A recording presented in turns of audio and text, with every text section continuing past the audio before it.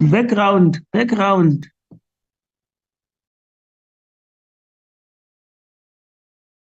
Good morning, Honorables. How are you?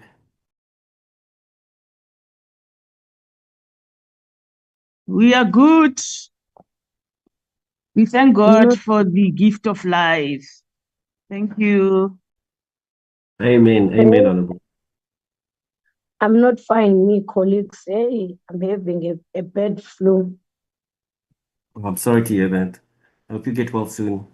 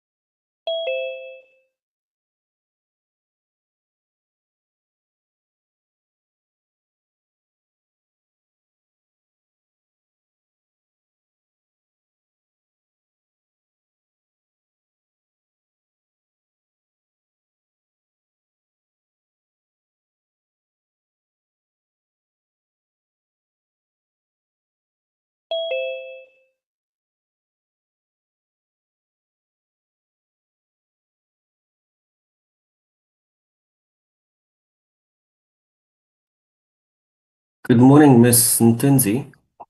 It's Gershwin. Good morning. How are you? I'm well, thank you, ma'am. Would you mind flighting your presentation? Let's just test if the system is working well.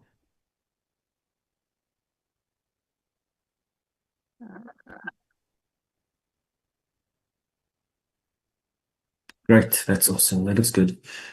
Is it moving? Yeah, that's perfect. Okay. Thank you very much. Must I stop sharing? Yes, please. Thank you. Okay. Thank you.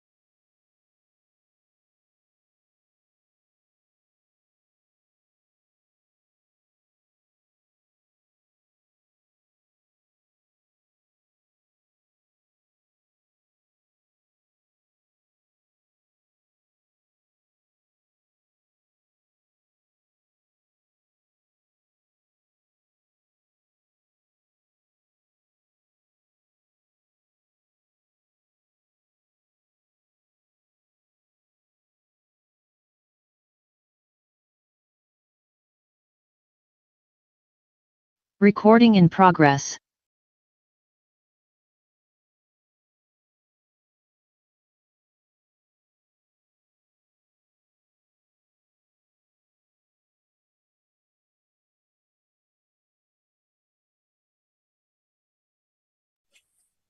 Good morning, colleagues and honorable members. Keshwan, Good morning, Chair. am I audible? Yes, you are, Chair. Can you see me? Good morning, Chairperson. Good morning. How are you, Chairperson? I'm okay. And you? I'm fine. Thank you so much. Just want to make sure No, my ears. you are very clear and audible as well. Thank you so much, Chair. Thank So you. on your side, am I clear? Am I You are audible? clear, Chair. Very All right. audible. Thank you so No, much. thank you.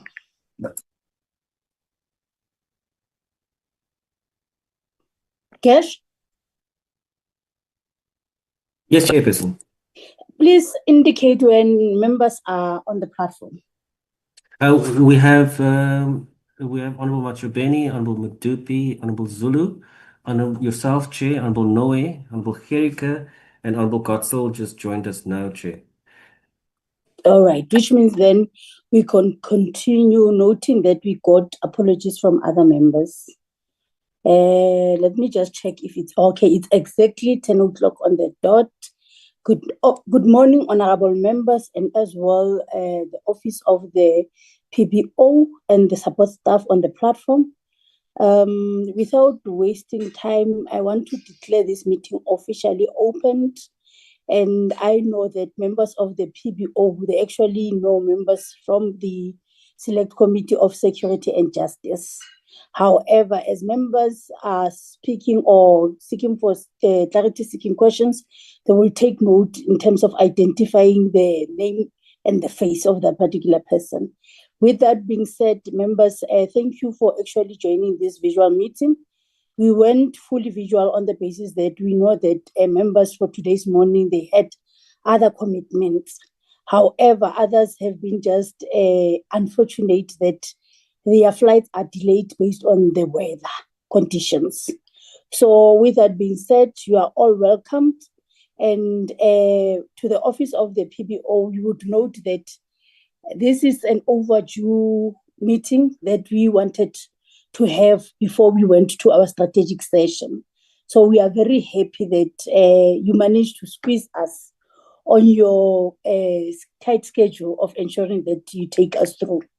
The reason why we felt that as the Select Committee would have to have this session, it's on the basis that we want, when we do our oversight and accountability in terms of the APP and as well the budget, we are able to advise and suggest programmatic action plans that will respond to challenges by the department, more especially on issues of noting that most of them, when they come before us, they would indicate on issues of unlimited budget, or some, they don't actually achieve their target on the basis that we feel that as the committee, when they plan, they don't apply SMART principle in terms of their budget planning as well as the APPs. So we want to thank you and acknowledge the fact that you are always on course in terms of taking us through as this particular committee. I've noted that the person who will be taking us through in this meeting is Dr. Jantisi, and then Dr. Jantisi will hand over to the Deputy Director on the basis that he has other commitments. But we are taking note as well that we have officials who are joining us from the Department of PBOB. We have Ms. Nelia Olandi and as well Ms. Lwazikazi Ntenzi. I hope I've actually pronounced their names well, because I have a challenge in terms of pronouncing Xhosa's names. It's a very difficult process to go through. So we want to welcome you all, and I want to welcome Honorable Norway and Honorable Asanda for being back from their sick leave. Hope you have taken care of yourself. You have made sure that you drink your supplements to ensure that you bounce back to the work of government. I just want to hear from yourselves, Honorable Norway, before I give to Gershwin for apologies. And as well, I want to hear as well from Honorable Asanda that you are well in good faith.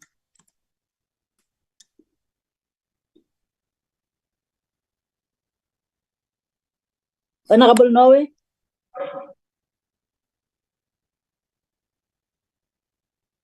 Okay. Good morning, Chair. Can I see you? Can I see you if you are well in good condition, Chief? Not now. Okay. I hope you are not in Later. PJs. I hope you are not in PJs. It's fine.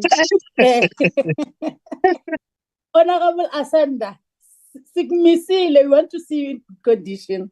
Chair, I am not Oh, well. no, I'm no, being yeah. attacked by the flu now. Again. Yes.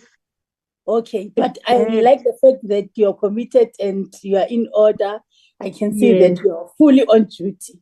We wish you well. Please use all the precautions that you were advised by the doctor to ensure that you are intact. Members, I want to hand over now to Geshwan for apologies. Gesh, can you take us through apologies? Thank you, Chair. If you don't mind, I'll leave the video off, Chair, for bandwidth. Chairperson, we've received an apology from Honorable Nonkanyana. He's delayed with the flight, but he will join us later. Honorable Billy as well is flying from Durban, but he will attend as well. And then Honorable Mokai, he says that Northern Cape flights are completely delayed. He'll be in transit during the meeting, so he will not be able to attend. Thank you, Chair. Okay, no, thank you, Geshwan. Can you flight the agenda before us so that we take the society at abreast in terms of what is it that you are dealing with today? Because we all know that people have a certain perception about members of parliament. So we want to acknowledge PMG if they are on the platform. Today, honorable members, as we all know that this is one of the meeting that we have agreed that for us to scrutinize the departments that are coming before us, we would need this particular capacity building program on the basis that we want to ensure that we don't leave anything as we do our work. I'm noting as well that Honorable Gerik, he's still off sick, and as well he has joined online. Thank you, Honorable Gerik, for your commitment, and hope you take care of yourself as well, like other members, to ensure that you bounce back in full flesh. Members, we are on item number 1. As I said, that people have perception that when you are an MP, when departments come before you, you don't know what to say or what to probe as a member of parliament. So we want to take them abreast for them to understand that as members of parliament, we ensure that we have proper skills and knowledge in terms of doing our work. So hence today we have this particular session. It's by the call by MPs to say that there's a need of us refining ourselves in terms of what is it that actually happens through the budget process and as well the cycle itself, and how do you come in as members of parliament. So hence we are here today. That will be taken through by Parliament Budget Office budget on a briefing in terms of preparation for the strategic plan briefing sessions. We all know, members, that we'll be taking each and every department just to get what is it that they have planned for, and whatever that they have planned for, is it fit for purpose in terms of responding to the issues of service delivery. So hence we are here. And what we have requested as well to the office is that on their presentation, can they take us through using a case study on the justice, crime prevention and security cluster? So that when we meet with this department, we are able to advise on best solution that will actually make sure that we are fit for purpose as well as a parliament in terms of responding to public service issues and as well protect the public purse. Because we all know that when we are here as members of parliament, our role is to ensure that we follow through with the money. And always we know that in our committee, there's 2 members who would always like to ask how much, why. And Honorable Midupi is always consistent in terms of asking those who come before us to say, why do we have these shortfalls? While people know that they need to apply the PMFA when they do their work in terms of issues of procurement. So we are here just to refine ourselves so that when we meet with the department, we are able to scrutinize accordingly and give the solutions, as I said. So I would want to hand over to you, Dr. Janches, so that you can introduce whoever that you are with they've been acknowledged, but introduce them and as well take us through their designation so that when we go through with the meeting, we are able to pick up points where we think that we would ask specifically on those that we think that they are charged with the work that we are about for in terms of today's business. So over to you, Dr. Janches. Good morning, Honorable Chairperson Malani. So thank you so much for the opportunity. Good morning to honorable members as well and the colleagues on the platform as well. Thank you so much for this opportunity. Yes, Chair, 2025 budget process has been a different one. So we had to juggle around a lot. We do thank you for your patience with us. I know we've moved this meeting for various times, but thank you so much for really making this happen. And it's a privilege for us, the Parliamentary Budget Office, to be here today.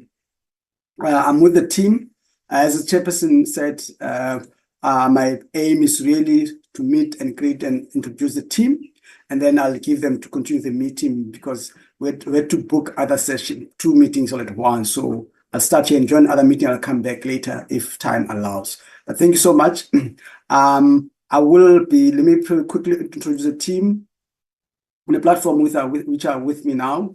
I've got Dr. Nelia Orlandi, who's the Deputy Director, Policy. I've got Professor Siraj Mohammed, who is the Deputy Director within Economics. I've got also Ms. Kagiso Mamabolo, who is a economic analyst. I've got Tsepo Moloi, who's also economic analyst. I've got Ms. Lwazika Zintinzi, who's a researcher within the office.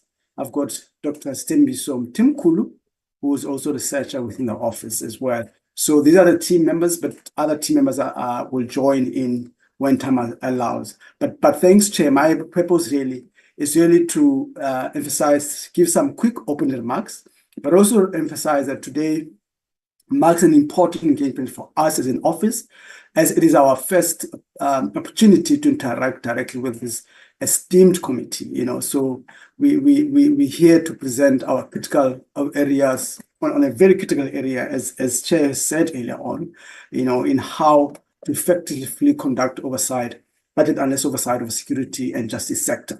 Our aim is to equip you with the insights and the tools that enhances your oversight role in this vital area of our sector in our economy and society. The Budget Office, Parliamentary Budget Office, is committed to supporting Parliament in its constitutional mandate of oversight. Our objective is to provide the independent and objective and authoritative analysis on the budget and its impact, particularly on society, economy, and on the performance and position of the fiscus itself. So really, this is a really important part because we look at the budget within the sectors itself. So this sector, you'll see later on, we've did a lot of work as well. We believe that robust budget analysis is fundamental to ensuring accountability, transparency, and efficient allocation of resources in this regard. So the security and justice sector are, without no doubt, one of the most crucial for the well-being and stability of our nations in this regard. Effective budgeting and expenditure in the sector directly impacts on the safety of our communities, fairness of the legal system, and the protection of human rights within our society. So that's why we're taking this very high level, the invitation. We really appreciate it. And as I said, while I'm unable to stay for the entire session today, I'm confident that my 2 deputy directors, Dr. Land and Professor Mohammed, the rest of the team, Lwazika and Stembiso, are fully prepared to brief you comprehensively and engage in productive session with the committee members. But we're very keen on fostering strong working relationship with this committee going forward and look forward to further engagements and more questions. I thank you so much, Chairperson, and we look forward for fruitful discussions. Please feel free to engage with the office going forward. Thank you so much. At this time, Chair, if you allow me and members and colleagues, I'll give Dr. Orlandi to take us through the presentation. And I thank you once more for this opportunity, Chair and members. Thank you so much. Thank you. Thank you, Dr. Jantis. Over to you, to Dr. Orlandi. And I think I want to just give you a question as you leave so that you can respond by giving to your members. Yep. As you are saying that you're looking forward for fostering strong relations with this select committee. Yep. I want to check with you, what are the possibilities that as we engage on these APPs, perhaps your office deploy one individual, perhaps a researcher, just to come and be with us, so that every after our sessions we are able to debrief in terms of things that they feel that they need to happen, of which they have noted that their departments are not doing. Because fostering it, I think that we can only be better MPs in terms of our oversight if we take each other along as we do our business. So I want you to look at how best that as we do this work of scrutinizing the APPs, your departments becomes there, so that we don't, as we do our oversight, they do monitoring and evaluation, so that it can help us to actually say that these are the things that the department have challenge on, and we think that 1, 2, 3 can be done. Noting that on our side, we are legislators and we would need to check where the legislation is applied accordingly to. So I just want to give you as Umpako, while we have handed over to Orlando. So then when we come back, before we conclude our meeting, please respond on that. Thank you. No, thanks, Chair. I think just quickly, we will look into that as a team, and I'm glad the whole team is here. And if at least we can get in advance from Gershon, the committee's planning and progress and draft agenda, so that we can see how to factor it in. We'll definitely look into that. But you will see also in the presentation itself, we already highlighted to the committee some of the key areas of emphasis that we can take into account. But we can build up on that. And Dr. Landi and Prof. Mohammed will really take into account that go and that's all the team. But thank you so much, Chair. Much appreciated.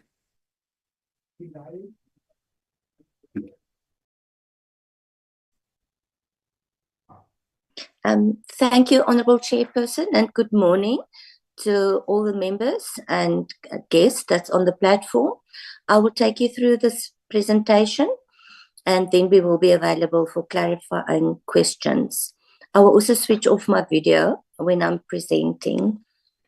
Thank you. Next slide, please. Orlandi, yes? In terms of procedure, you need to request this chair for you to switch off your video. Then I would need to permit you to do so. Okay. Yes. Thank you very much, Chair. Can I switch my video off through the presentation? Because I've got a very bad flu and I might be sipping on my water or medication all along. Right. Permission granted. Thank you. Thank you, Honourable Chairperson. Next slide. So members, just as an introduction, the Parliamentary Budget Office has been established in terms of the Money Bills Act. We analyse the documents tabled by the Minister of Finance, and the office primarily assists the 4 Finance and Appropriations Committees in both houses. This presentation is prepared for the Select Committee on Security and Justice in preparation for the budget process. And then this presentation focused mainly on the budget process, the timelines for the budget process. We also included 2 slides on the socio-economic context for justice and protection services. And then we show the funding structure of the peace and security function. Next slide. Next. So in terms of the overview of the planning and budgeting process guided by the PFMA, it starts with the planning and formulation for the new medium-term expenditure framework, and this is before the beginning of the relevant fiscal year. So the National Treasury issues budget guidelines in June each year. The departments submit draft budgets and plans in July, and then the medium-term budget policy statement and adjusted budget are tabled in October. After negotiations and final decisions by the executive, allocation letters are submitted to departments in December. Then we will following the planning process is the legislative process, the implementation of budgets, and then the audit. Next slide. Members, the table shows how the different processes overlap. The planning, formulation, and tabling of the budget starts in May in year 1 and continues until February the next year when the budget is tabled. The legislative process starts in year 1 with the tabling of the BRR reports. It's the budget review and recommendations report, the medium-term budget policy statement, and the adjustments budget. It continues until June the following year with the processing of the budget documentation tabled by the Minister of Finance and all other government votes and institutions. The implementation and reporting period starts in April in year 1 when institutions start to spend the budget, and then monitoring of the implementation of the budget and plan starts when the first quarterly reports are submitted in July in year 1 and continues quarterly until April the following year. The audit stage starts in September in year 1 and continues until March the following year. Next slide. So members, just some more detail on the legislative process. The Minister of Finance tabled the annual budget of the national and provincial budgets, including the fiscal framework and tax and revenue proposals. In the introduction of the Minister also introduced the Division of Revenue Bill. This is the bill that actually divides the national expenditure between the 3 spheres of government, and he also tables the appropriations bill in the National Assembly. Committees assess the documents, specifically the Finance and Appropriations Committees. The Finance Committees obtain inputs from the the FFC and the Parliamentary Budget Office. They also hold public hearings and they invite state agencies and labour organisations to provide inputs. So how could Parliament improve this process? The Parliament actually consider what should be debated, and that's a very important point. So it's not one size fits all for all departments. We will also show you later why we say that. The committees make the rules, so they can basically decide who they want to call and what they want to discuss. We ensure that the national priorities are reflected in the budget. Also very important. Members, we actually at this stage found that some of the departments don't even know to which priority they actually should align themselves. We are certain whether budget programs are still relevant to accommodate the outcomes and actions required by the medium-term development plan. Next slide. During the implementation phase, all government institutions submit the in-year monitoring reports to National Treasury and provincial treasuries in provinces and the Department of Planning, Monitoring and Evaluation and to the Premier's offices at provincial level. The executive reports quarterly on expenditure and performance to the legislatures. And then some gaps that have been identified is the poor reporting on conditional grants, specifically the performance section of the grants. The executive tables annual reports in the legislature. What could Parliament do? Parliament should determine the role players and point of oversight, specifically where departments transfer a lot of their funding to other institutions. So this meaning the role of the provincial treasuries and also national departments that transfer a large proportion of their budgets to other institutions. The parliamentary committees monitor in-year and year-end results, and this process also includes site visits and taking part in public hearings. Then rigorous in-year monitoring by Parliament minimizes poor performance by the executive at the end of the year. And this also includes what the chairperson actually indicated, is to really interrogate the annual performance plans of departments to make sure that they actually spend the money according to what they planned. Next slide. Next slide. So just a short summary of the overview of Parliament's oversight role. Parliament needs to ensure that government's vision, policies and plans and the associated budget processes are aligned with government's constitutional obligations and that it benefits society. Excuse me. To prevent illegal and unconstitutional conduct on the part of the government.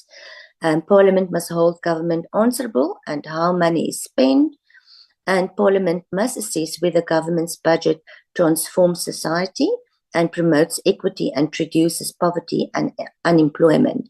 So this is basically to assess the efficiency and effectiveness of your departments. And members, you can only do this if departments table proper and good plans. That's the only way that you can determine whether departments was efficient and effective. Efficiency meaning how much value did we get for spending on specific outputs of the department.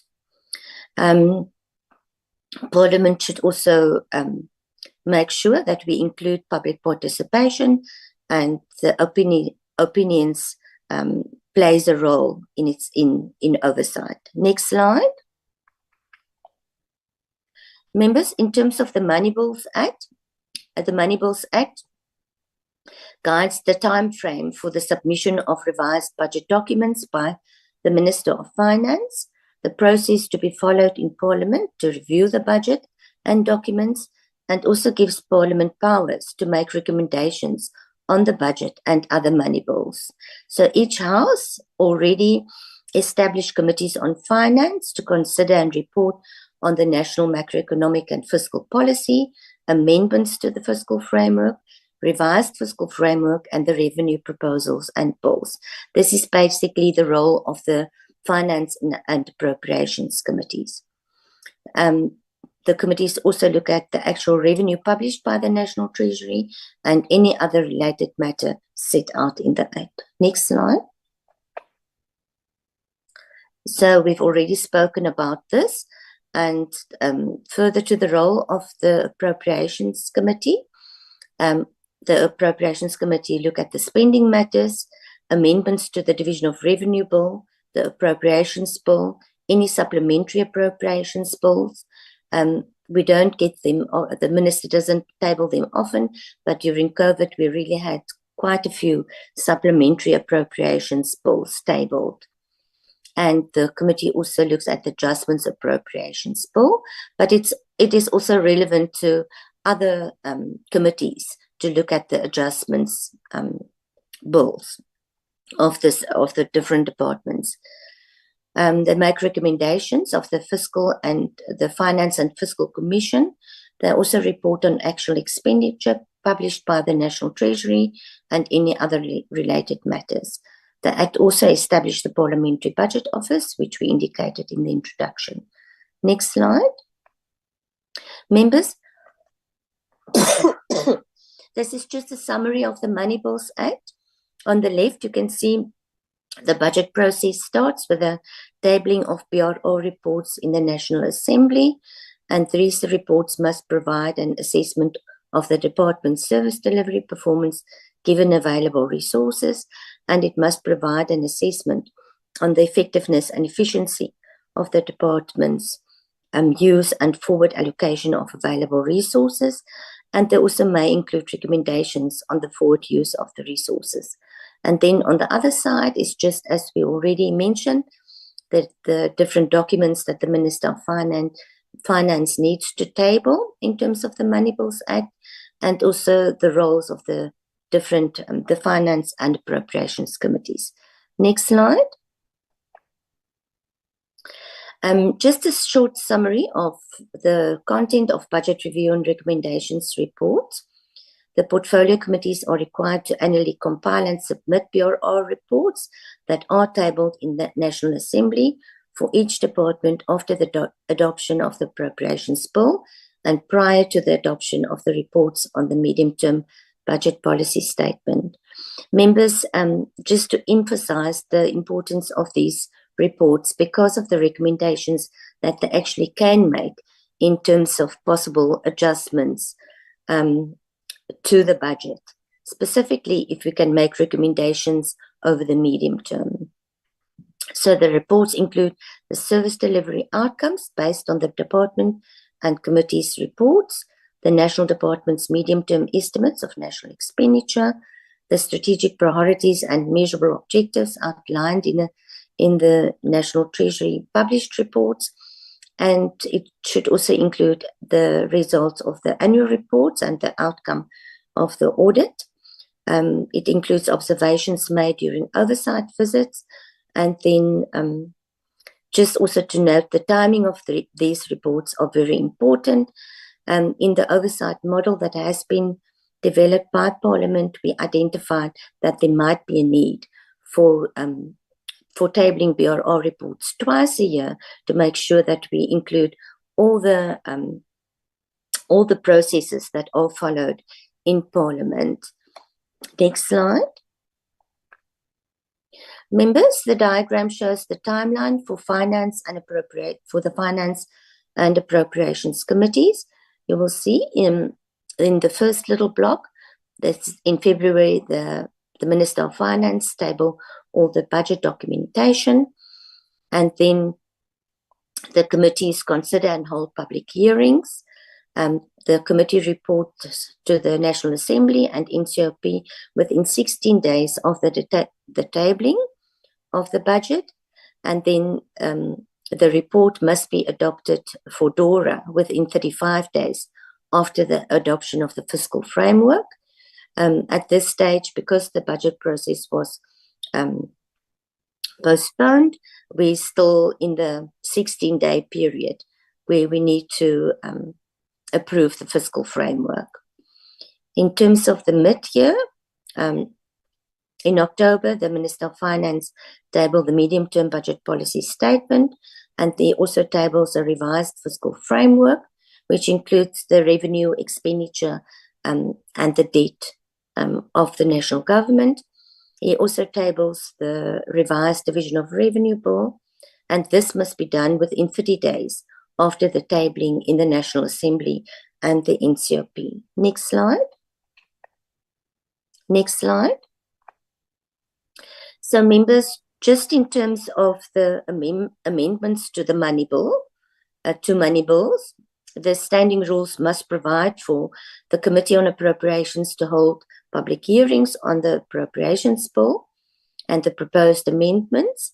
The Committee on Appropriations must report to the House on the comments and amendments to the appropriation bill. Other committees must be consulted, must consult with the Committee on Appropriations in respect of the proposed amendments to transfer payments, recurrent and capital expenditure of a vote or a main division within a vote, taking into consideration any report adopted by the House. Other committees must be consulted, must also consult with the Committee on Appropriations in respect of proposed conditional appropriations. So members, these 2 points actually emphasize if you want to make a recommendation in terms of your departments, you can bring it to the Appropriations Committee for further discussion. The Committee on Appropriations must mediate between committees proposing conflicting amendments to the Appropriations Bill, and the Committee on Appropriations must recommend to the House that proposed amendments reported by other committees are rejected where those amendments are inconsistent with the fiscal framework, the adopted Division of Revenue Bill, or not motivated adequately in terms of this section. So if you want to bring a possible recommendation to the appropriations, they will actually make sure that it complies with the restrictions that it needs to, that it does not change the fiscal framework. Next slide. The Minister and any other member of Cabinet affected by the proposed amendments must be given at least 10 days to respond to any amendments proposed to the Appropriations Bill by the Committee on Appropriations prior to reporting to the House. A report of the Committee on Appropriations to the House that proposes amendments to the main Appropriations Bill must, in respect of each amendment, indicate the reason for such proposed amendment, demonstrate how the amendment takes into account the broad strategic priorities and allocations of the relevant budget. It must demonstrate the implications of each proposed amendment for an affected vote and the main divisions within that vote. It must also demonstrate the impact of any proposed amendment on the balance between transfer payments, capital and recurrent spending in an affected vote. And it must set out the impact of any proposed amendments on service delivery. It must also set out the manner in which the amendment relates to prevailing departmental strategic plans, reports of the Auditor General, committee reports adopted by our House, reports in terms of Section 32 of the Public Finance Management Act, annual reports, and any other information submitted to a House or committee in terms of standing rules or on request. And it should also include the response of the Minister or affected member of Cabinet to any proposed amendments. These are basically also including the rules if you want to recommend an amendment to any of your department's budgets. Next slide. Next slide. So members, just in terms of a bit of background, in terms of the socio-economic background to some of your departments. You can see, members, these are the crime statistics on the diagram. And then the funding for police services is set to increase nominally by 8.5 billion. And it rises from 124.9 billion in 2024-25 to 133 billion in 25-26. The increased funding for police services will assist with the preparation for the upcoming 2026 local government elections and with the hosting of the G20 summit later this year. So although the latest quarterly statistics show a decrease in all categories of crime, there is an urgent need to strengthen capacity as the police to population ratio is projected to increase over the next 3 years. Next slide. So members, this diagram is basically showing the number of funded police positions on the top, and on the bottom, it's actually showing the police officer to population ratio. And these numbers, members, are just the SA Police. It doesn't include any metro policing services. Next slide. Next slide. So members, the consolidated budget comprises of the main budget expenditure and expenditure financed from the revenue raised by government entities, provinces and social security funds. The consolidated budget is then divided into function groups, which comprise various institutions across the 3 spheres of government, and it's grouped according to the objectives or activities they are mandated to perform. There are 7 functions across programs and sub-programs within departments, depending on their assigned tasks. So the total functional allocations over the 2025 medium term amounts to 6.6 trillion. This amount excludes debt service costs and the contingency reserve. If we include that, it increases to 8.1 trillion over the medium term. So remember, on the diagram you can see learning and culture receives the biggest proportion of the consolidated budget, and it's amounting to 19.6% in 2025-26.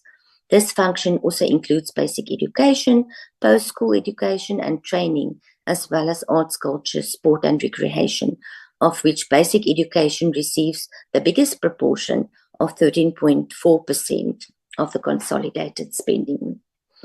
So spending on the peace and security function amounts to 10.2% of the consolidated budget in the 2025-26 financial year, and is estimated to decline to 10.1% in the outer year of the medium-term expenditure framework. This function includes defence and state security, police services, law courts, and prisons, and it also includes home affairs. Members, just also for interesting sake, debt service cost is still increasing over the medium term and is estimated to reach 17% of the consolidated budget in 27-28. Next slide.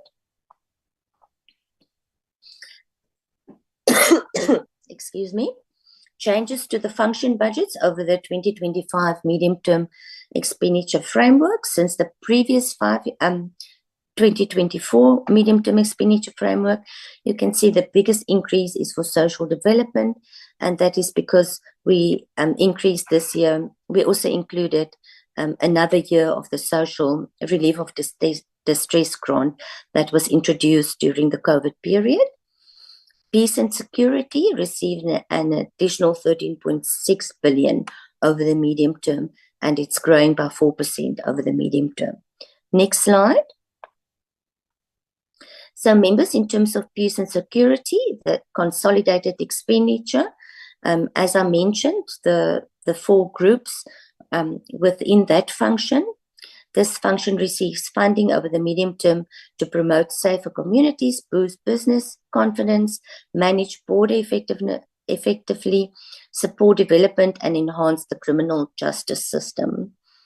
It is allocated 263.2 billion in 25, 272 billion in 26, and 282.2 billion in 27-28. The 13.6 billion net increase over the 2025 medium term relates to the increases of 6 billion to the goods and services budgets and 3.1 billion to compensation of employees, mostly for the 2025-26 carry-through costs related to the deployment of the SA National Defence Force troops in the DRC for an additional 1 year, and the implementation of the 2025 Public Sector Wage Agreement. The Border Management Authority receives 909 million additional for infrastructure-related projects for ports of entry and the borderline, and the Electoral Commission is allocated 885 million in 26-27 for the 26 local government elections. The newly established Information Regulator receives an additional 424 million over the medium term. Next slide.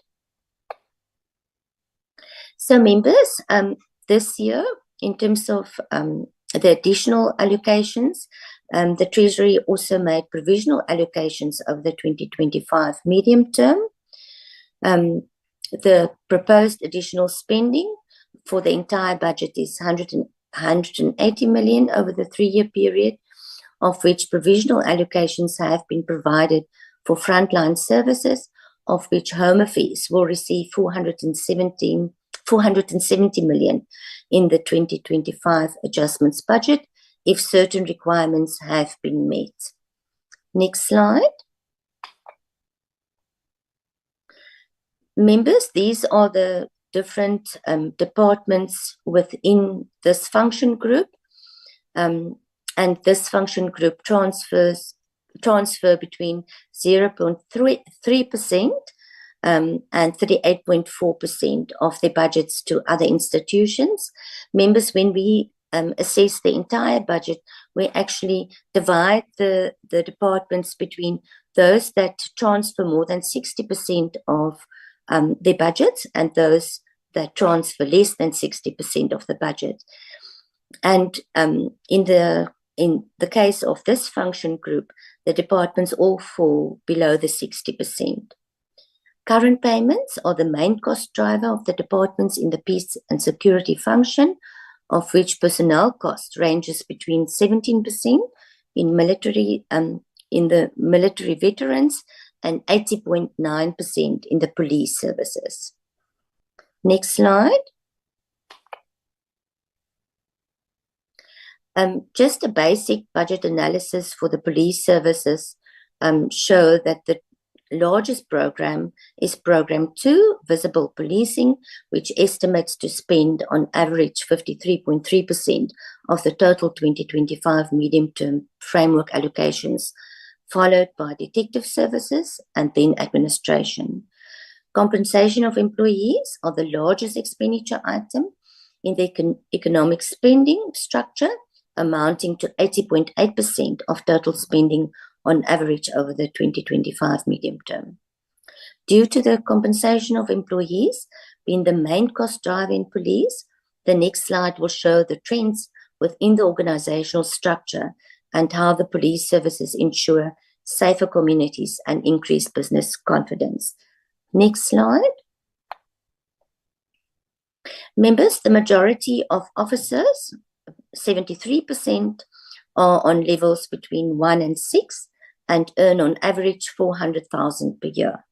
The numbers within this salary and all others are contained throughout the 5-year medium-term period. The 5th salary level, other, consists of 8 officials, of which 4 are in administration and 1 in each of the other programs. The error in terms of the unit cost in this category runs throughout all the programs. Members, in terms of the static personnel data in the budget, we did some further reading to determine the real situation on the next slide. But just coming back to the error, members, in that green line. So this is the error that has been found on the budget document in the budget document, and this error runs throughout all the programs. So I'm not sure how this department is going to address this issue. So next slide. The annual performance plan of the police services shows, and members, this is just a very high level assessment, taking out all the important points that I want to raise. So the APP shows that the analysis of the internal environment of the police services reflected in the annual performance plan is comprehensive and identified key elements within the context of the organizational effectiveness paradigm. It is noted that several new indicators have been developed to respond to the key elements required for organizational effectiveness. Although the APP responds to some of the key elements identified in the situation analysis, the department did not adjust key data sets reflected in the 2025 budget accordingly. One of this is the consideration of a weighted distribution of approximately 10,000 recruits per annum. That highlights the need for entry-level recruitment to be supplemented with upward mobility through promotions. The APP responds to this key element, but the personnel numbers and cost by salary level and program presented in the 25 budget remains unchanged over the 5-year period. So we've indicated that the link between the information in the APP and the budget, there's no direct link, or the data in the budget has not been updated. The target set for the selected performance indicators by program in the 2025 budget is not in line with the targets presented in the 2025 APP.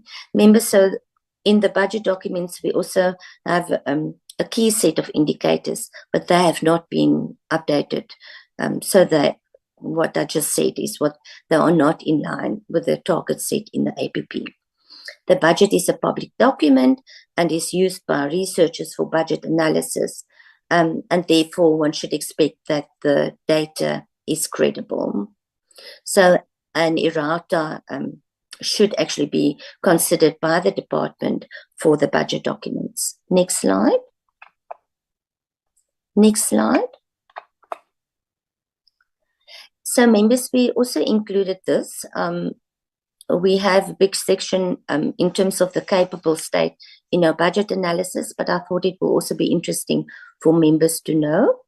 So, members, the third priority of government is to ensure a capable, ethical, and developmental state in enabling the delivery of services to all citizens, fostering trust, and ensuring a safe and secure environment.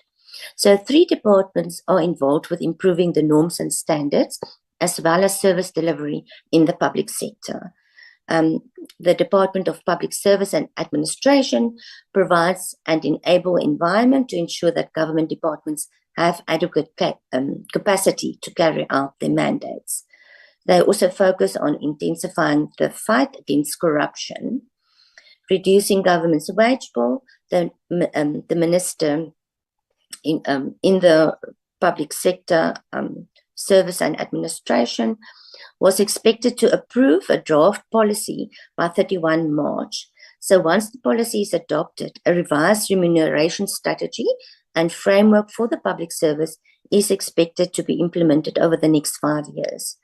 Over the medium term, the department plans to monitor the implementation of the reviews, recommendations by the health, education, and social development sectors, and the justice and protection services cluster. Members, I included this just to, I'm not sure if you are aware that the justice and protection services are included for this year already. And then we also have the Center for Public Service and Innovation. Next slide.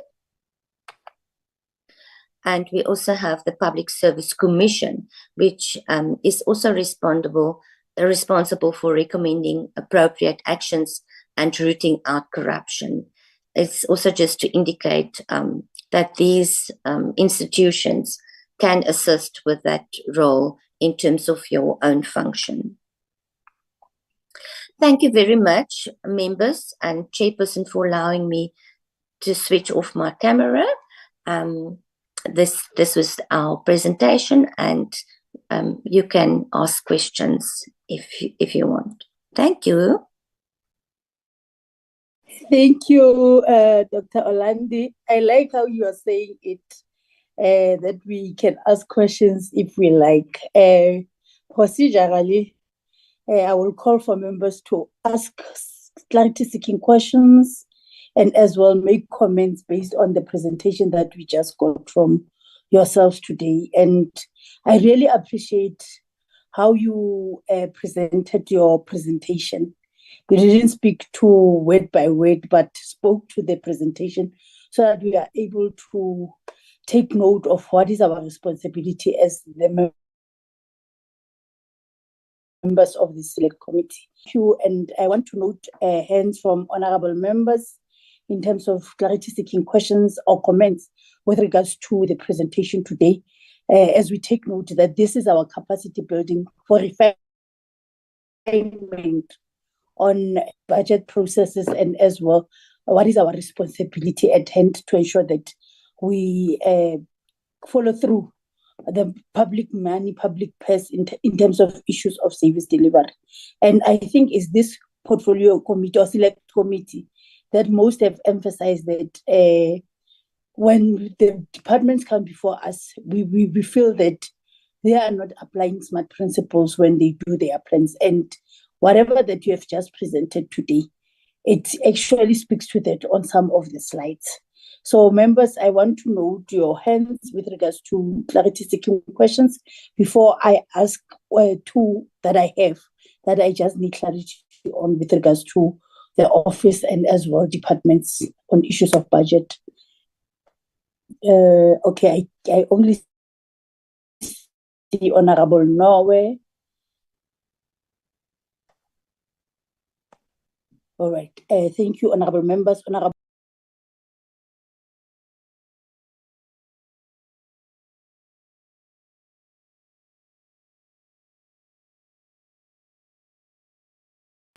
Chair, Honorable have you Norway. get- Oh, okay. I see you went quiet. Chair, I just want to check with the PBO.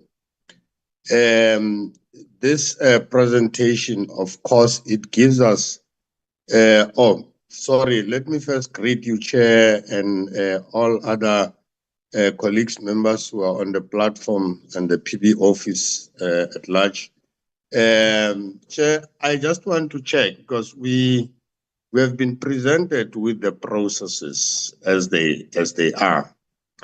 But because we are talking here about the processes which is already applicable and of which we can be able to reflect whether these processes as they are being presented, are we getting value out of them? In other words, I'm just trying to check with the office whether do they at some stage take time to follow up as to whether these processes as outlined, are they being followed as such?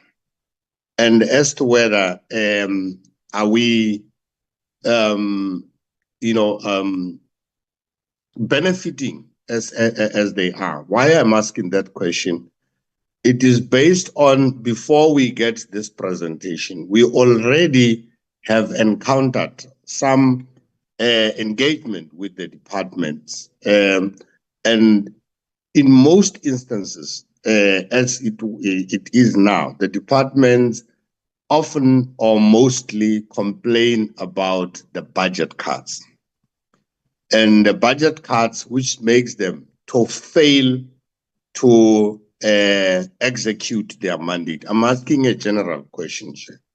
In terms of the PBO, why in this instance will we consistently realize that the departments are unable to fulfill their mandates? Is it because their budgeting method is not properly in accordance with their mandate, or they budget more than their mandate, or they are being allocated less than what their mandate is required? And in that regard, for how long will we sit with this problem? What is it that the budget office has done in terms of assisting government departments to be able to work within, plan within their mandate and within their budget? Why will we always continue year in and year out, encounter the budget cuts? Lastly, Chair, there is a slide, I can't remember that slide, but it will be easy to remember as I refer to it, where it shows the allocations of different departments, and social development, social development is being allocated something like 40%. And the last on the community development is the less allocated. In that regard, Chair, what does it say to us as government? The budget, Parliamentary Budget Office, as it itself, as we doing everything, as you said, Chair, on behalf of the community. If we budget less where we are supposed to be focusing on developing the community as a nation, do we think as Parliament, are we really doing what the community has expect us to do when we only consider to give them handouts more than to develop them? Thank you, Chair. Thank you, Honorable Nowe. And one would want to confirm that indeed you have covered my first question in terms of checking what is the relationship of the office and as well the departments in terms of planning with regards to APPs and as well following through on the budget. Because I feel that if they are not working together, therefore maybe that might be the challenge that we are experiencing of when we meet with this department. You can see that they have over targeted vis-a-vis the unlimited funds that they have. So I want to check as well the relationship with the department as when it relates to these issues of the budget. And Again, my second question, as I said, I only had two.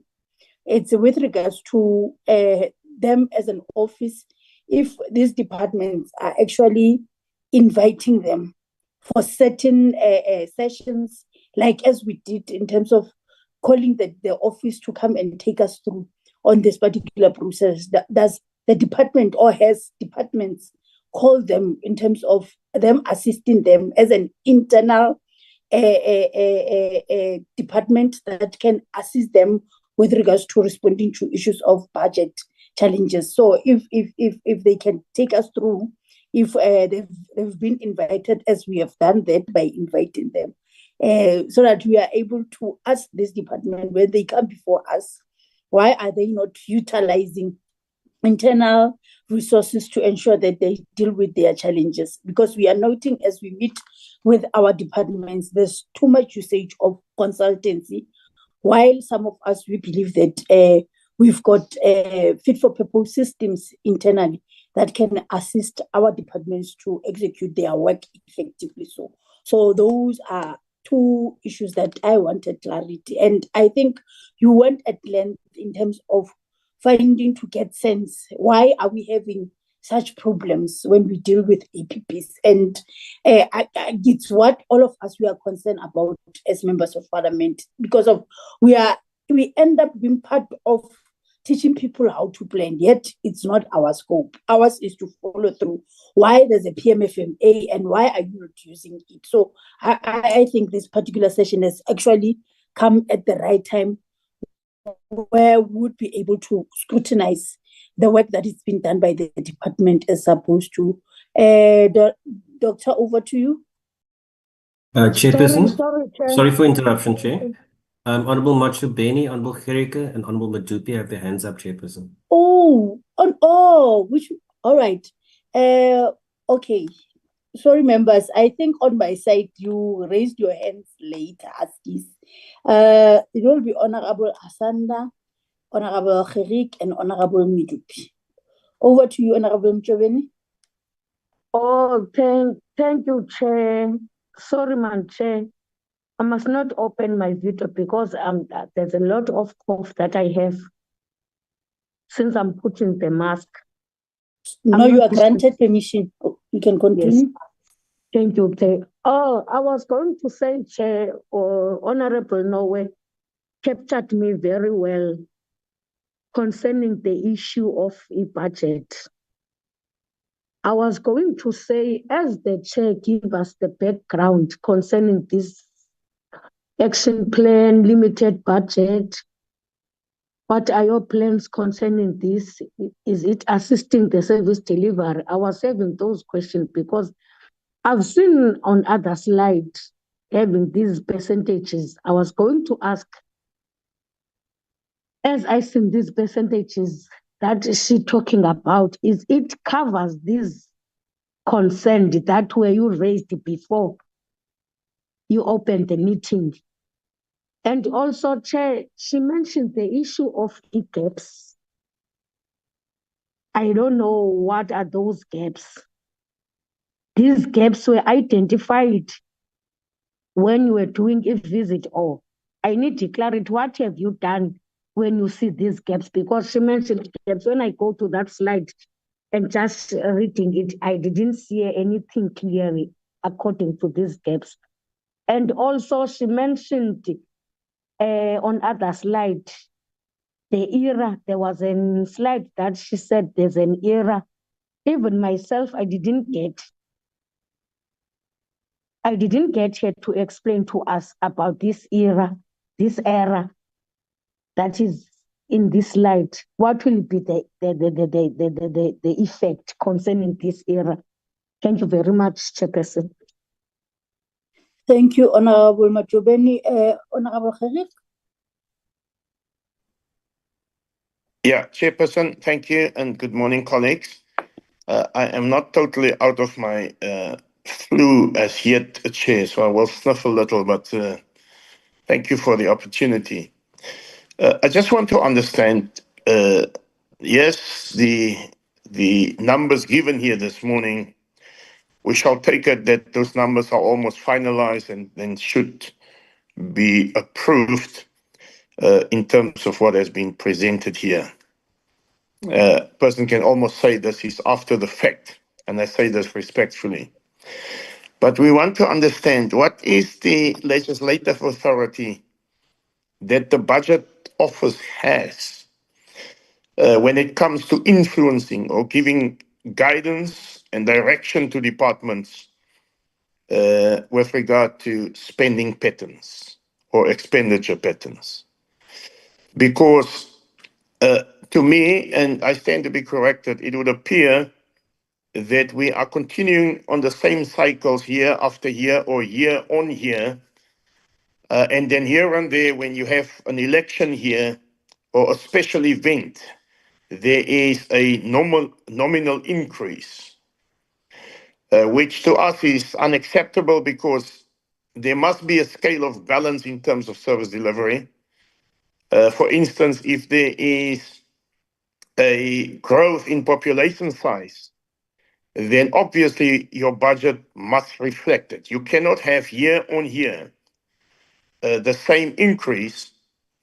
In the meantime, your population is growing exponentially, for instance. That is the first point. So I want to understand what is the legislative authority that the Budget Office has to exert pressure on the politicians. I know the politicians are your bosses, and I say this respectfully, but how do you influence the formulas and the expenditure patterns in order to bring about effective service delivery?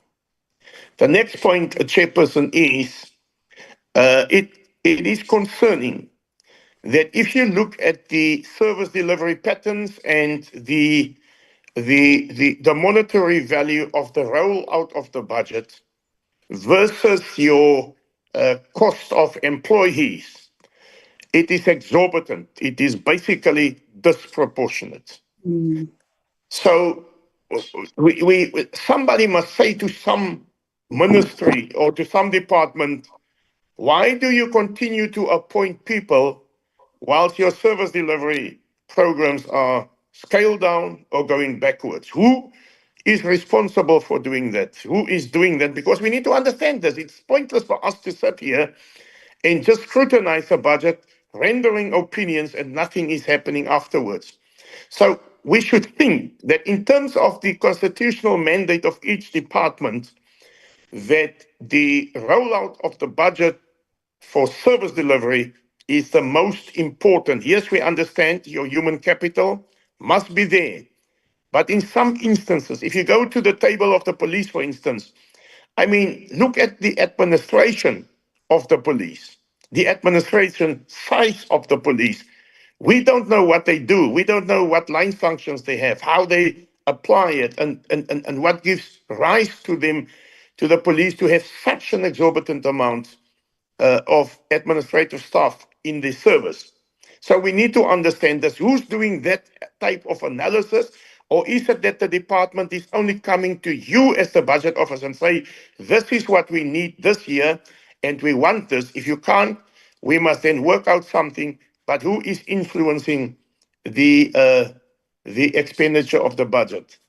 Then I think I have another point here. If you take for practical reasons, the cost in the DRC, for instance, I understand that is a political decision, and in terms of political decisions, it can only be political oversight and pressure that can be exerted in order to change that position. But if you go out with 263 billion rand on a foreign mission, for instance, or 2 billion rand on a foreign mission, for instance, I mean, who is defining that role and who says what must happen? Or is it just that some authority is raising their hands, some department is raising their hands and says, we need A, B, and C, and you've got to do it for us. If you don't do it, you will have problems. But who is monitoring that situation to say, we cannot afford it? And therefore, we must scale down on the expenditure, on the manpower, on the equipment, logistics, etc., etc. I have a mighty lot to say in terms of the annual performance plan Chairperson, but I won't go in there now. I believe we will have a session, and I think we must then engage thoroughly, because it cannot be business as usual. You cannot have nominal increases year on year, and go into this budget and look at the outer years. There's no justification actually for the increases, because it basically remains the same, although it is given here as an increase. It remains the same because if you take the population size versus the expenditure, nothing is changing. So your budget remains the same year on year, even if you take the outer years. And I would love to hear the opinion of the Budget Office with regard to this, and who is governing this all. I know that the Minister of Finance is involved and all these type of things, but they are all subjected to political pressure. When do we get to a point where we say, guys, we need to get to a breakthrough or a break even, and thereafter a breakthrough? But at the moment, we're going on year on the same budget and principles. Thank you very much indeed, Chairperson. Thank you, Honorable Gerik, and I can confirm that you are in good position. Let me just welcome Honorable Billy and Honorable Nonkonyane for joining the session. Thank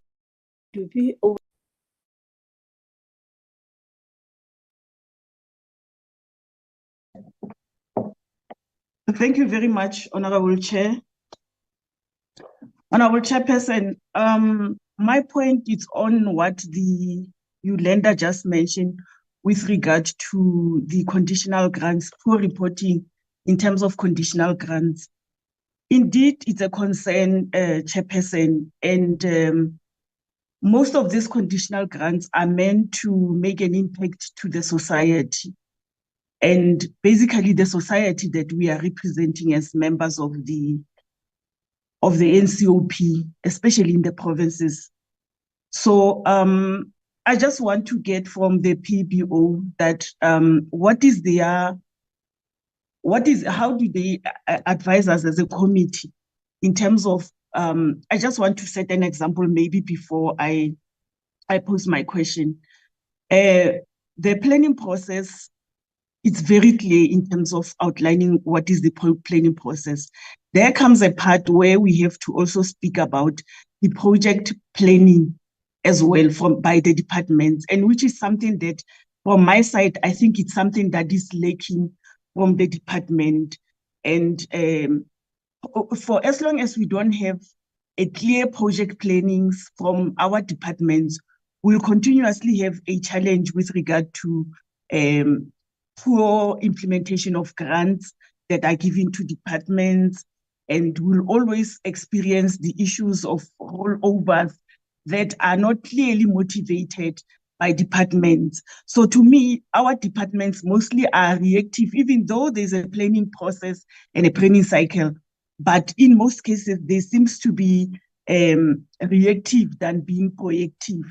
So it's something that I want us maybe to fine tune and find a way so that when we engage with the department, maybe we advance the fact that they should also present their pre-planning in terms of project implementation, project in general. I know it might be something that is operational, like mostly they will want to say no, dismiss us and say it's an operational matter.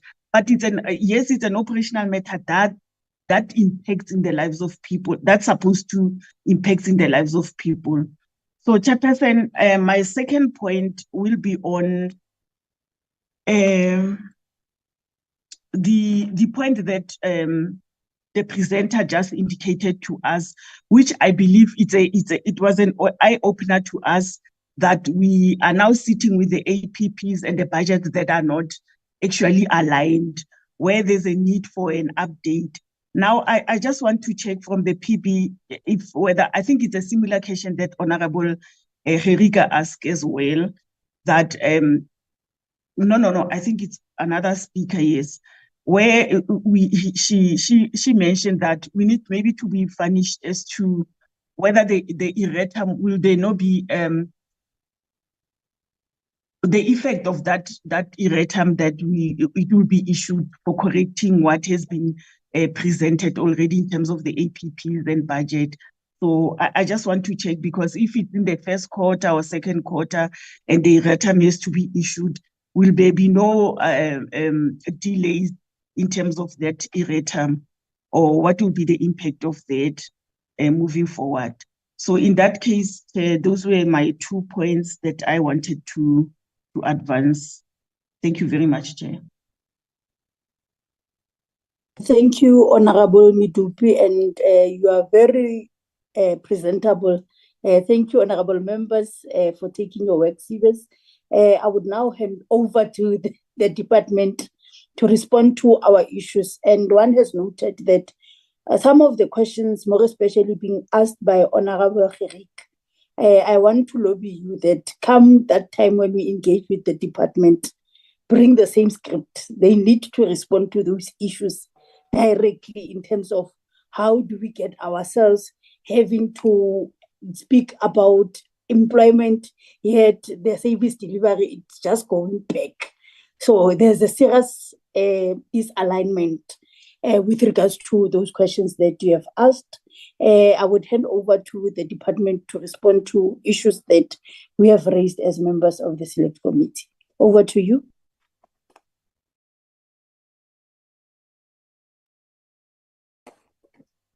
Thank you, Honourable Chairperson. I will start with trying to answer some of your questions, but I will also hand over to some of my colleagues on the platform. Just in terms of the processes, I think we've got a very good opportunity as Parliament to influence some of those processes. As I mentioned, in terms of the BRR process that we follow, according to the Money Bills Act, there's nothing actually that stops Parliament to recommend an additional BRR report. Because what we found in terms of the BRR reports, the information that is, or the recommendations in those reports, because they are tabled before the adjustments budget, sometimes those reports actually make recommendations which are then already included in the adjustments budget process. So if we could limit the first BRR report to the current expenditure and the current budget analysis, and then hand those recommendations to ministers or the Minister of Finance, then those recommendations could already be included in the adjustments budget. But now we miss those recommendations because it's before the adjustments budget and we didn't consider the adjustments budget already. If we can have another BRR process after the adjustments process, Parliament can actually influence the budget that will be tabled in February again. So as Parliament, members in Parliament, we actually should also make those process recommendations to Parliament. And I don't know if it's the Rules Committee, but we can influence those processes if they are not efficient. So members also asked in terms of how the Budget Office can assist other departments. Members, at this stage, we are only 8 people in the Budget Office. So we actually don't have the capacity to assist all committees or all departments. Because we're almost done with the budget process now, we actually could accommodate this committee to assist.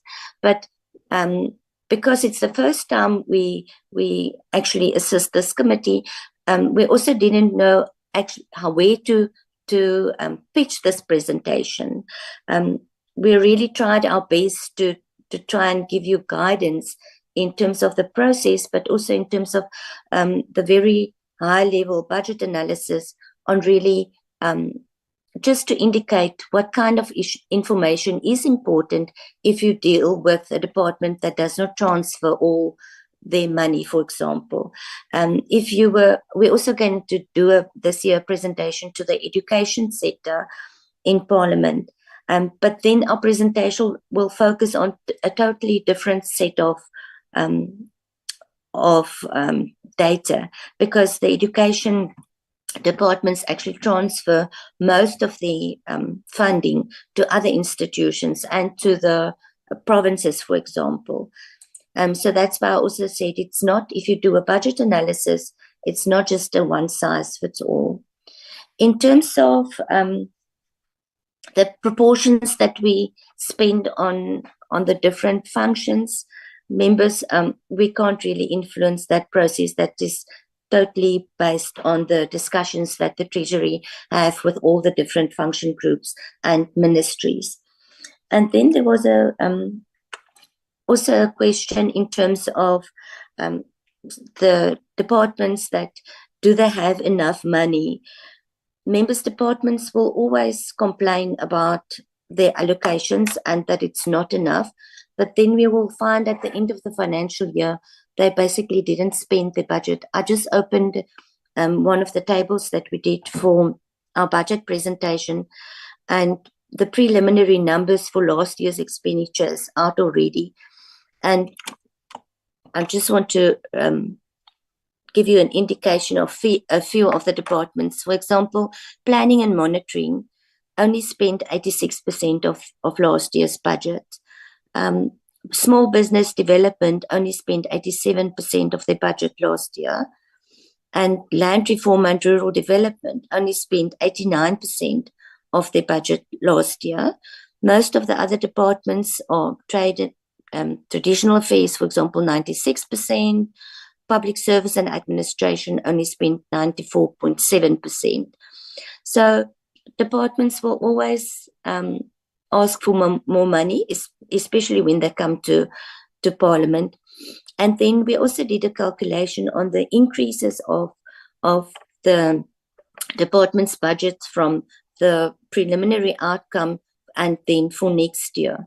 Members, all those budgets actually increase above inflation. Just a few examples that I want to. Planning and monitoring, although they underspent last year, their budget increased by 18.8%.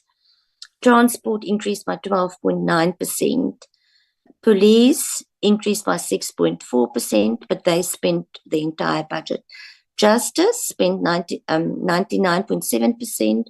Their budget increased by 5.4%. Independent police, their budget increased by 15.7% next year.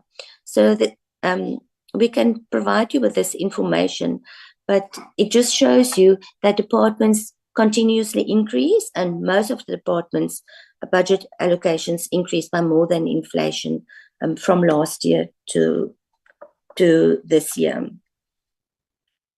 Member asked about the gaps.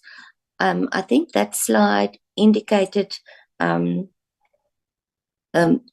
perhaps the gaps between the oversight roles of the Treasury and the Department of Monitoring and Evaluation, because the Treasury basically just do oversight over the expenditure, and the DPME must do oversight over the performance of departments. So we find there might be a gap between the alignment between the performance and the expenditure oversight roles. And that gap can actually then be filled by Parliament to bring the two together and really interrogate quarterly performance reports and in-year reporting on the budget. Also, members, our committees can really influence the quality of the budget. We can also influence the quality of the annual performance plans. As members said, you will just have a session on the APPs. The role of the presidency is also to look at the APPs in terms of the quality. They do assessments, and currently we are waiting on the assessments that we requested from the DPME to submit those reports to the Appropriations Committee. We haven't received them as yet, but it's very good for the committees also to influence that process. And I've never seen any committee that actually sent a department back to improve their APPs. When we did like very high level look at performance information and the budget, some departments don't even realize to which priority area and outcome of government they should align their APPs and their budget documents. So if we do analysis of the APPs, that will be one of the main things that you need to assess, whether the APP is aligned to the priorities of government. In terms of the error, remember that was the data set in the budget for the police compensation of employees or the staff. That error is within that data set on the system, but also in the printed documents. Yes, the question on the how we can influence departmental budgets. Unfortunately, we cannot influence those budgets, we are not part of those discussions and planning processes. We can just do analysis and assessments for our 4 committees to assist the committee to make recommendations to the Minister of Finance, whether it's in terms of the appropriations or just the fiscal framework. That's the role of the Budget Office. The member also indicated that the administration of the police service is very big, and how can this be changed? I think it will be good for the committee also to get inputs from the public service and administration, and perhaps the other 2 institutions involved, because they are responsible for doing the assessment of the organizational structures of departments and to assist them. Or even the police department can also provide information on whether the public service has assisted them. The errata, I actually indicated, so in terms of errata, it won't influence any of the processes in Parliament, and it will definitely not delay the processes. They can submit the errata to the National Treasury, and they just publish that errata on the Treasury database to indicate on which page and which department the errata then just applies to. I will give over to my colleagues. I don't know if Professor Mohammed wants to add. And if I missed something, members, you are welcome to email us if you want more clarity, and we will definitely answer your questions. Thank you, honourable members. I'll just hand over to Siraj Mohammed. With your permission, Honourable Chair, may I go ahead? Thank you. You can go in. Thank you, Honourable Chair. Good morning, honourable members. Thank you very much for this opportunity. I think Nelia gave a very comprehensive answer to the questions. I won't take up much of its time, and I'll also pass on, with your permission, to other colleagues here. I just, for the first point, is I did distribute through the chat a slide presentation we did for the induction of new members in 2024, which sort of goes over in much more detail the role of the PBO. I think, but I think Nelia has clarified what our role is. I just wanted to add to that, that since we provide support and advice, particularly to the Finance and Appropriations Committees in their oversight of things related to the budget, the fiscal policy framework, money bills like the Division of Revenue Bill, the appropriation bills, and any policies that have fiscal implications. We often maintain an arm's length relationship with the actual departments and other arms of the executive, so that we're not seen to be as too close, and also that when if they ask questions about why they've done this by the committees and by Parliament, they can't come back and say, well, the PBO gave us this advice or these recommendations and those kinds of things. So our role is one of providing information, analysis, and insights and advice to the committees, particularly the Finance and Appropriations committees on money matters, money bills related matters.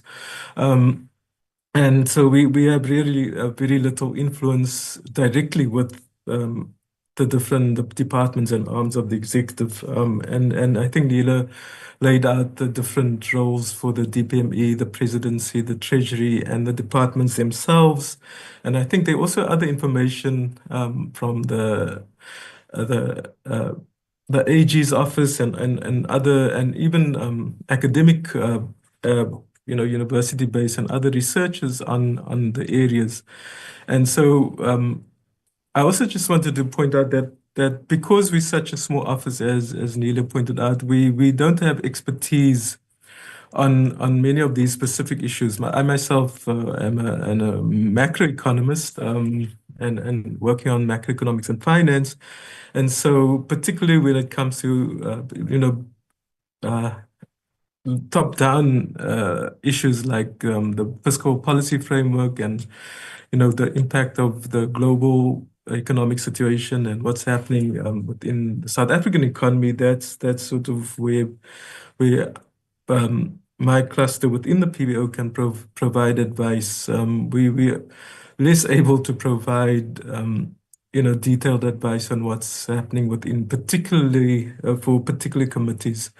But I think Neela's cluster has been doing really good work on monitoring how the NDP has been implemented on performance with regard to APPs of some departments. And I think you've seen the good work that they have done in this presentation. But as she said, it's also quite, high-level analysis.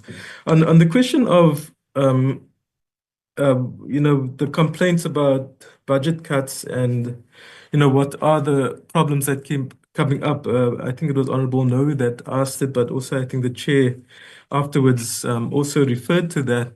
I think it's I think all those problems, the three problems that Honorable Noe mentioned exist, but we do recognize, and the PBO has been talking about that fiscal consolidation may actually, after such a long period of it, and it having been introduced as a supposed temporary measure in 2012, 2013, the continuation of that does have long-term implications on allocations of money to departments. They've been in real per capita terms, and if you look at some of our presentations we present on the budget and on the medium-term budget policy statement, we present, we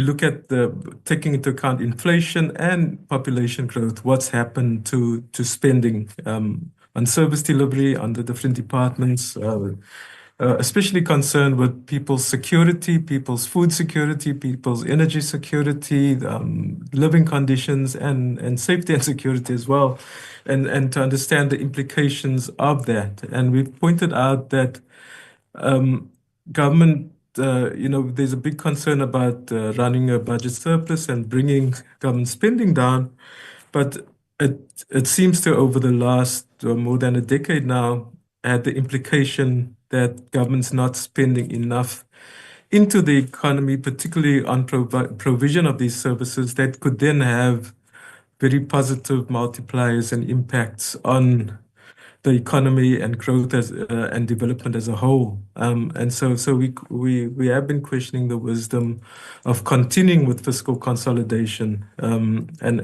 the push to run a surplus, even though our budget, our debt and our debt repayments are high. And one of the things we've also argued is that, say we were to improve security, that would have cost savings, it would have positive implications on economic activity that would then lead to GDP growth. And, the debt to GDP level is a ratio. It's debt over GDP. And if you bring the denominator up, GDP, then the ratio itself declines. We don't only have to tackle our problems in terms of the levels of debt and the levels of the fiscal deficit in terms of cutting expenditure, but also looking at how over the medium term and the longer term, through addressing the problems within our communities, we can actually lead to more productivity and growth within the economy. So we have been trying to assert that kind of influence over the broader aspects of the budget. I think I've taken up a lot of time. If there's time for further questions, I may come back in again. Thank you, Honorable Chair. Can I ask your permission if any of my other colleagues want to come in to allow them to? Thank you, Mr. Mohammed. They are welcome. Anyone would want to come through? Thank you, Chair, honorable members. I'm trying to get my video on. It's on, but I do not see myself reflected on the screen. Can you guys hear me? We can hear you, but I cannot see you as well on my side. Yeah, because I've switched on the camera. Apologies for the technical error, Chair. I just wanted to just a small input in addition to what Siraj has mentioned. Personally, I think I do have personal sympathy for the peace and security cluster. Having worked in my previous life at the National Treasury, responsible for the peace and security clusters. And what we've seen over the years is the cluster has been a victim or an easy target when it came to budget cuts. So whenever government wanted to reduce expenditure significantly, what we often saw is that the peace and security cluster, defense being a major one, the courts being the other, and to some extent, correctional services have been for the longest time being easy targets when government wants to either reduce expenditure or want to prioritize funds from one function to the other. And I think it's quite clear what the impact of those reductions have been on service delivery, whether you look at our crime statistics or whether you look at the case backlogs, when you look at our courts or when you look at the state of our prisons, etc. So while I recognize that Nelia's point about the mere fact that there are departments that are consistently underspending their budgets, but the approach that government has been taking is taking a blanket approach towards expenditure cuts, which is not necessarily backed by service delivery impact assessments. And that would certainly have implications for departments, particularly in the peace and security cluster, given their personnel-heavy driven nature. The police, for example, we know when we look at the budget figures, the headcount remains the same over the medium term at around about 198,000 police. And yet, when you factor in population growth, when you factor in the increase in terms of crime incidences, you do realize that the police will be undercapacitated in order to respond to those sort of challenges. I'll leave it there. Thank you very much. Thank you, Tsepo. We were hoping to see you, and thank you as well for the insight with regards to how we've been victims of these budget cuts. And I think you have just highlighted something that is very important, that as members we can use when we interrogate the departments in terms of how can we maneuver, that we ensure that we speak on their behalf through the appropriation committee in terms of issues that we think that we can lobby and advocate for.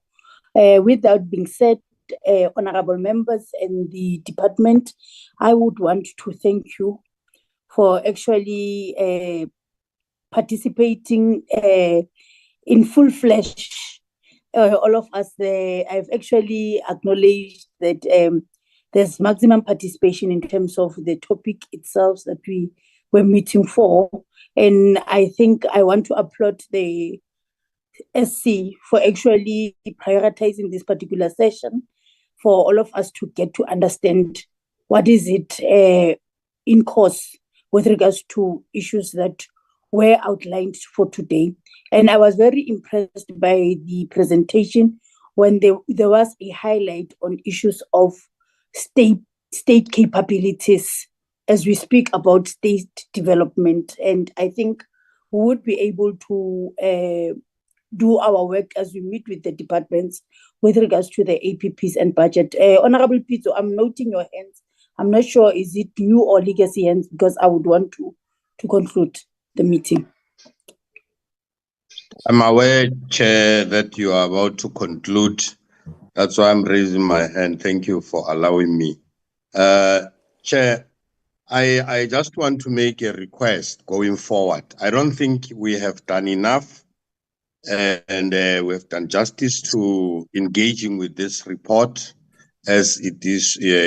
We were given that workshop last year, but we were not able to perhaps to make use of what we were introduced to in monitoring the budget as we now understand it a little bit better. This is improving from last year.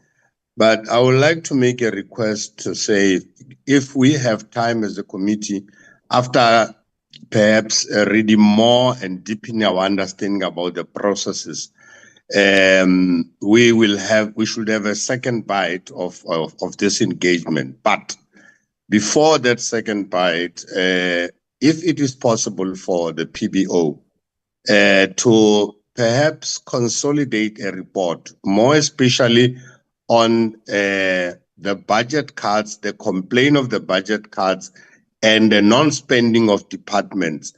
If the PBO can be able to unpack areas where the department, if they have underspent on their budget, in which programs they will have underspent, because when we engage with them, they will sometimes indicate why they couldn't achieve certain objectives because of the budget cut. But because we are so limited, we meet with them once and then we will meet with them again after a very long period of time. But such a report, if it comes, it will help us to be able to engage with the department. As you said, that Honorable Gerike can further on work on his comments to engage with departments. If they can support us with that information, then we'll be able to engage with the departments and indicate to them that they hide behind the issue of budget cuts when they are at the same time underspending. There is a lot of questions and the engagement that one will have loved, but the time limit does not allow, and one will still want to read further and deepen the understanding of these processes to make sure that the departments are aligned and they do not really fail to execute their mandate when even if they have been allocated budget, but they hide behind budget cuts. Thank you, Chair. Noted. I will pardon you because you've been off sick. Those questions, they could have came when I gave you an opportunity, and because of they are fruitful, I hope that the department is noting that we need them to send us a written presentation with regards to underspending and where they could have identified challenges in all of our departments, so that as we interrogate with the departments, we are able to speak to those issues in terms of checking what is the plan by the department to respond to those issues. Because indeed, I as Honorable Pizzo could have said, the issue of underspending by departments is one of the grave concerns that we have as the Select Committee. And as you have said on the presentation, it doesn't make sense that you underspend, yet there are issues and challenges with regards to service delivery. So we would want your department to give us that particular presentation. We have noted that Dr. Jantjies has committed that if there's availability of human resource to be deployed as we engage with the departments, they would deploy some members to come to sit to our meetings, so that after we are able to do catch-ups in terms of what needs to be improved, so that at least our budget plans are responsive to the outcomes that they get with regards to the AGSA. So thank you, Honorable Pito, for those inputs with regards to way forward, because it's one of the things that I could have noted that I wanted to say that there should be submission with regards to other issues that members need clarity on. But in terms of the PBOB coming to us as the select committee, I think we must note that on their responses, they've been indicating that they are not capacitated to always be with us.